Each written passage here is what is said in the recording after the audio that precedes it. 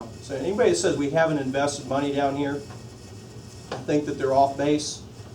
If you can tell me that we haven't invested enough money down here, I'd agree with that. Guilty as charged. We need to do more. Okay, why is the Port Orange Building Department so criticized by the overwhelming majority of contractors, architects, tradesmen, subs, etc.? Can you reread that one? The Port Orange Building Department is highly criticized by the overwhelming majority of contractors, architects, tradesmen. I am a contractor, and I do deal with the building department. And I will say, I don't necessarily believe that all the criticism is valid. What we do have is we have a plans examiner and the people who review our documentation that are very thorough to make sure that we're meeting or exceeding the codes, the designs, and the aesthetics that we want to bring to Port Orange.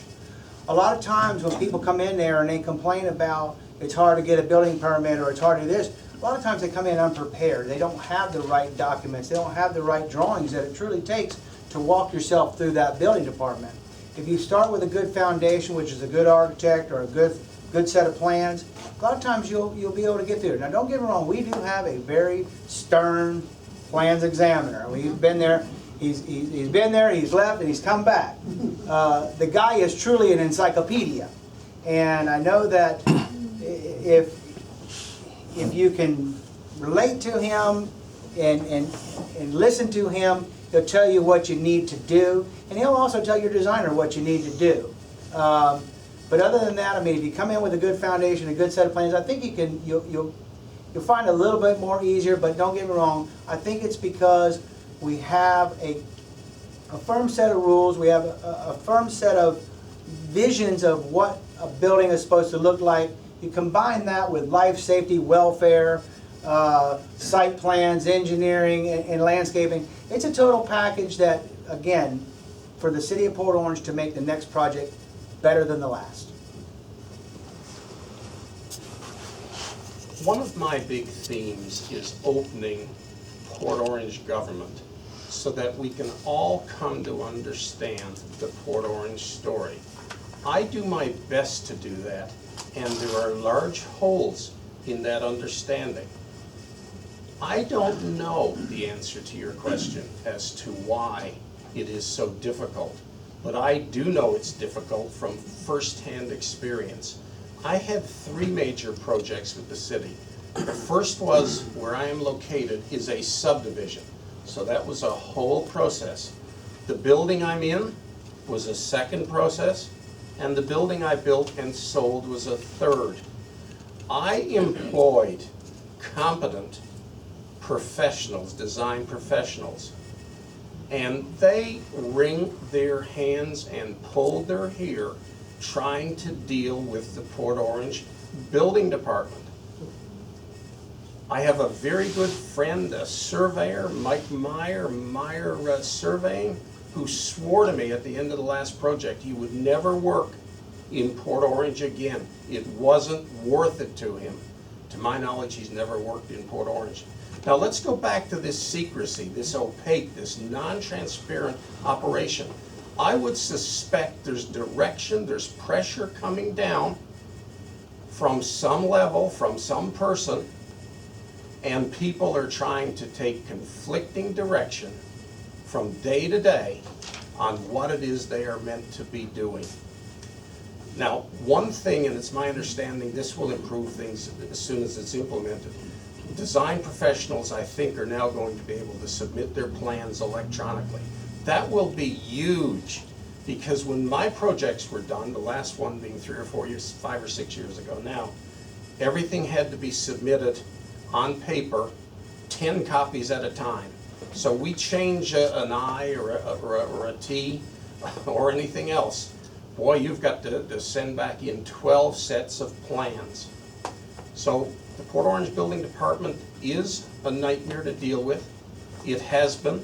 It's acknowledged as such by design professionals in this area, and it would be my hope that in opening up, in making Port Orange government transparent, we'll be able to come to that, come to understand why it is we operate the way we do. Thank you.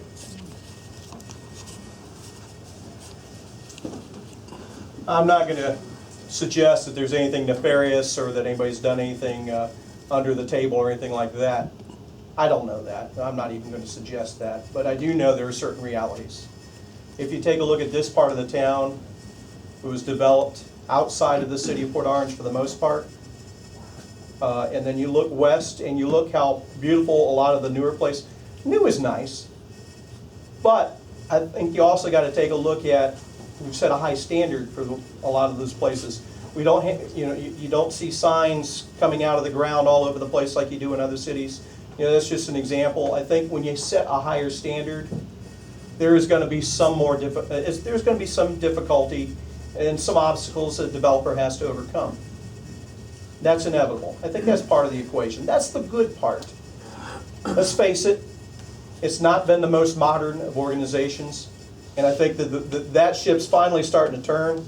You know, Ted mentioned the fact that we're finally starting to look at electronic submissions as something I've been crying for a long time, 4 city managers ago. However, change does not always come quickly. I think one thing that happened very well is we had our community development director that left, found out that life is not always great on the other side, and he came back from Asheville, North Carolina, because there's a lot of things that we can do right and well here. Is it a perfect organization? No, it's not. Last night, I was down here talking to 2 people who were trying to open a business, and they were talking to me all the things that they've gone through the last 2 months. We need to be able to streamline permitting better than the way we do. I think it's important to have high standards. I think those high standards are one of the reasons and one of the ways we're going to help bring this part of the city back to a place that we can be very proud of. You got to have those high standards, but we've got to have the systems, procedures, and processes in place, and that's something that we've lacked. We have not had the systems of continuous improvement to get you there. Now I'm talking, going back to my MBA a little bit and giving you business speak, but bottom line is if you have a system that doesn't work well and you come back the next day and you try to execute it the same way, it's not going to work any better. It's something that we need to continue to work on. I think that's something we've made progress in. I think some of it is simply reputation from people, the way they think. Former community development directors and the like operated things 6, 8, 10 years ago. I think we're traveling the road. We're not there yet, but I think we're traveling the road, and we can't stop.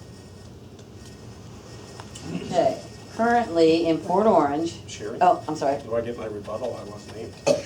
Did he specifically say your name? Yeah.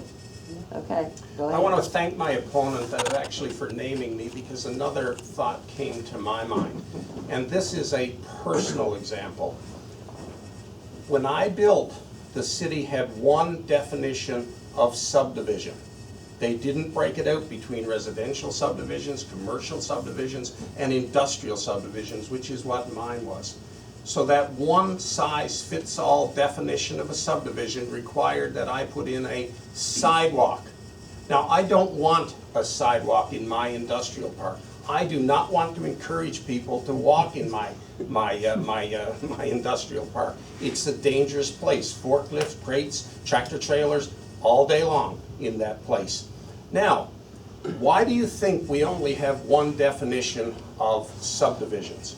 I would suggest, I would submit to you here that certainly in the past, there was never a willingness to accept recommendations coming up the ranks through the Community Development Department. I hope that has changed.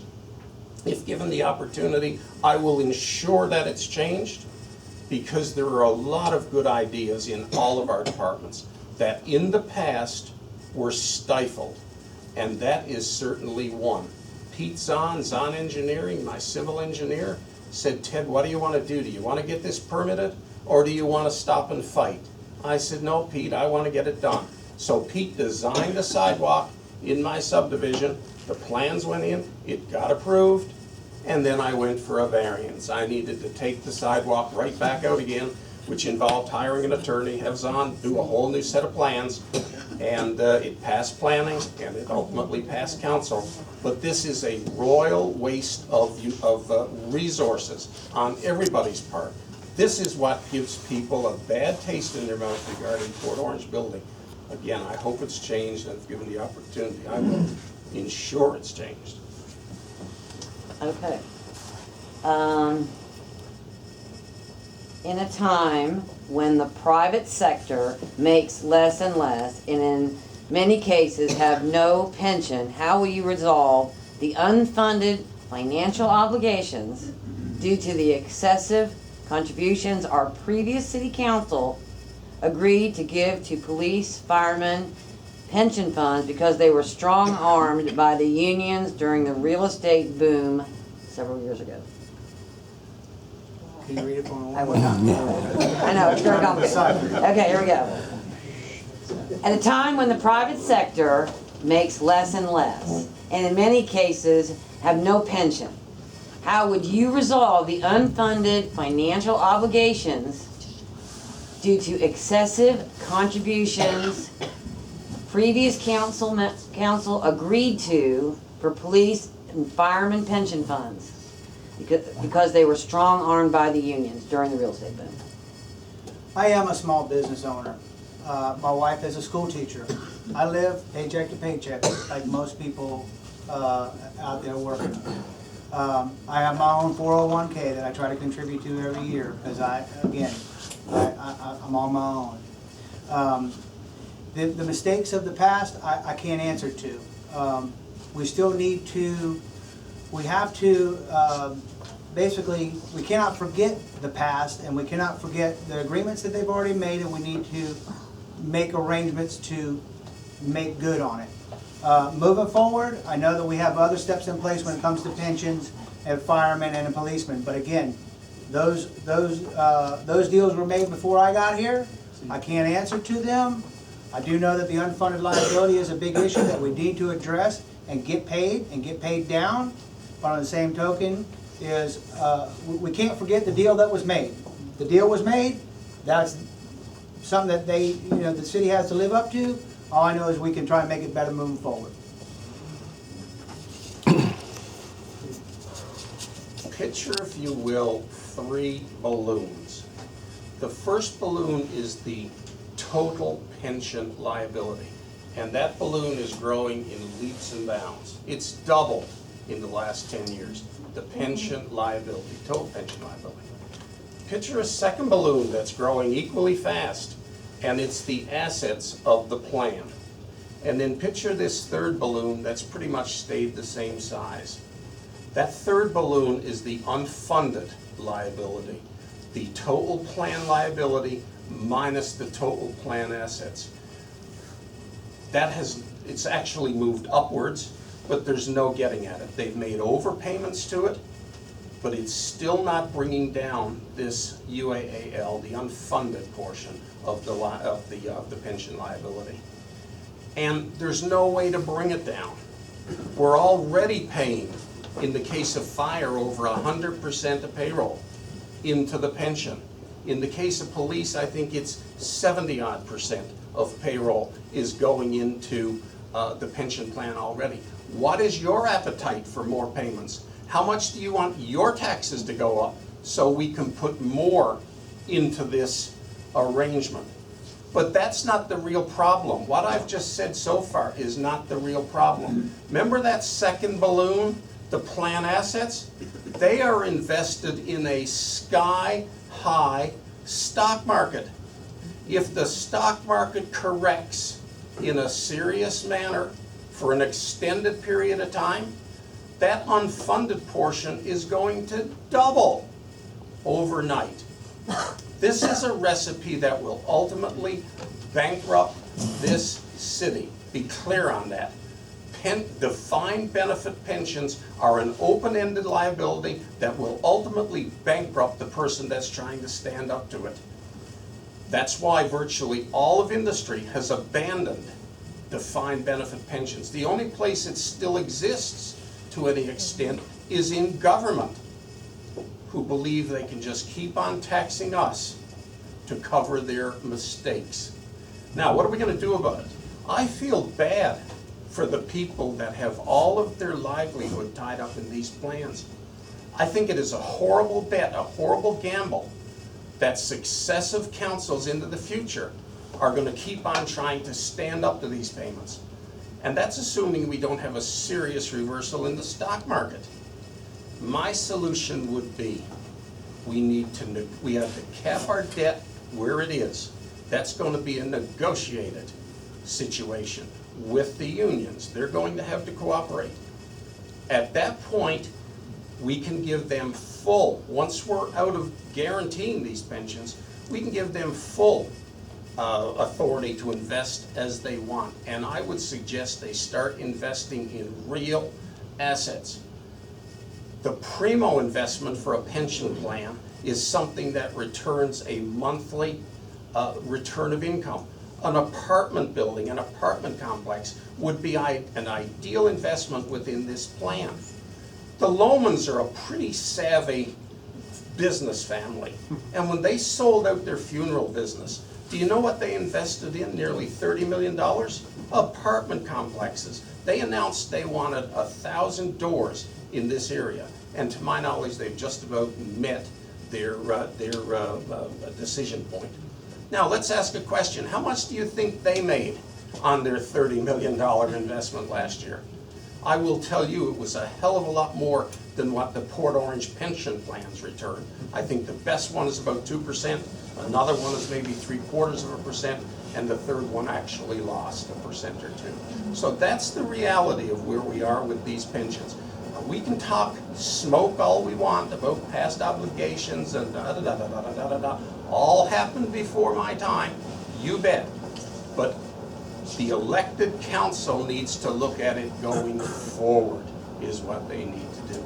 And they need to keep two interests in mind, the plan holders and the taxpayer. Thank you. There's an awful lot of facts there that were true. I still didn't actually hear a plan in that.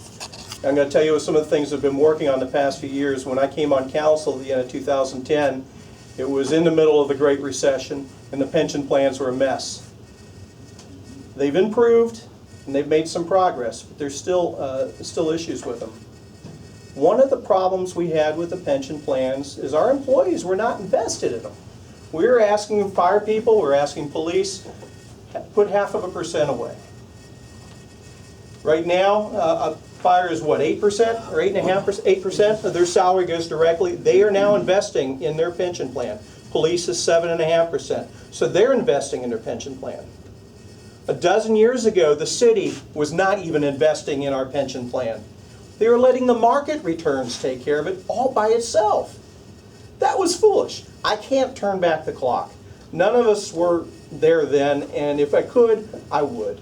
Because a small investment then would have gone a long way now, and we would have solvent plans. Because if you take a look at the way the plans are now, the employees that are in them now, that are paying in now, with that investment is solid. We would not have an underfunded plan if we were operating it then the way we are now.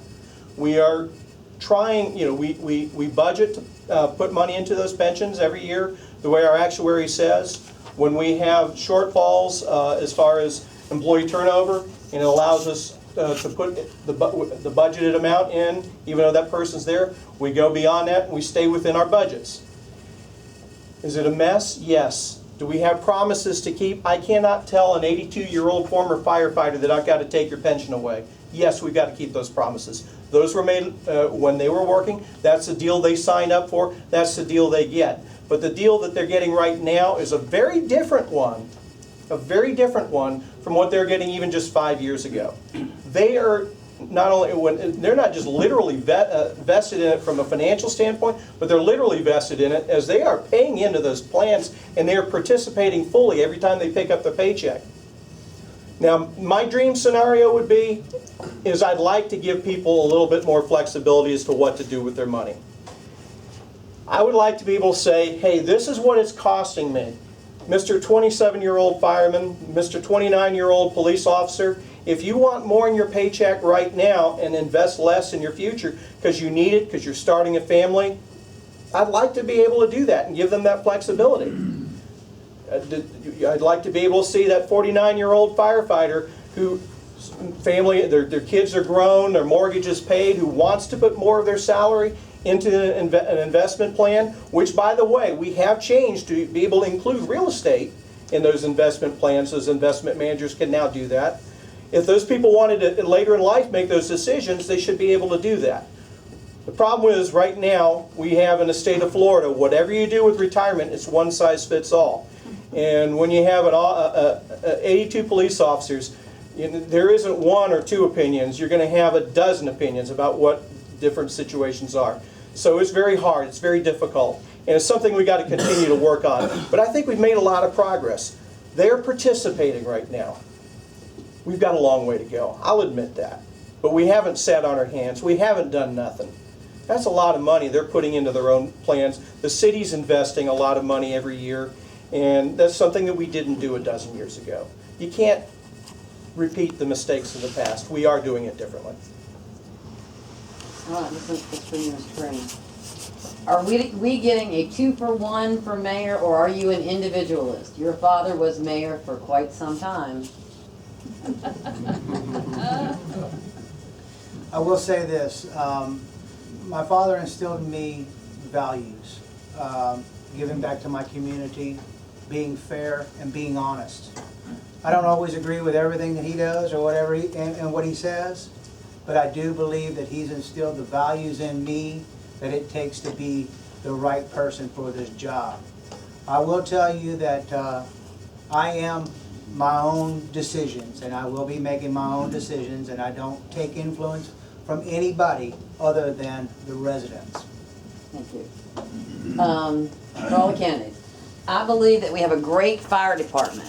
How do each of you feel about past talk of the fire department transporting patients to the hospital?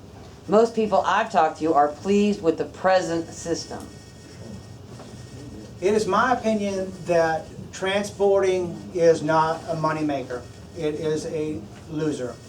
I believe that we need to leave it at the county level, and I think if you look at the numbers and you look at the figures, it does not generate what it takes to be viable, and that it needs to remain at the county level and not at the city level.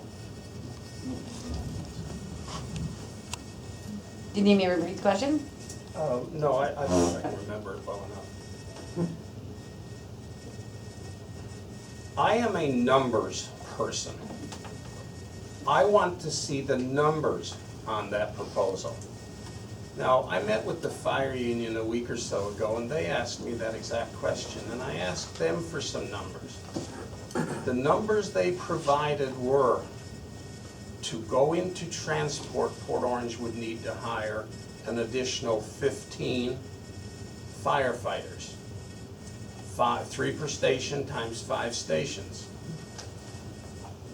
Each ambulance from that point on would require 6 more paramedic firefighters.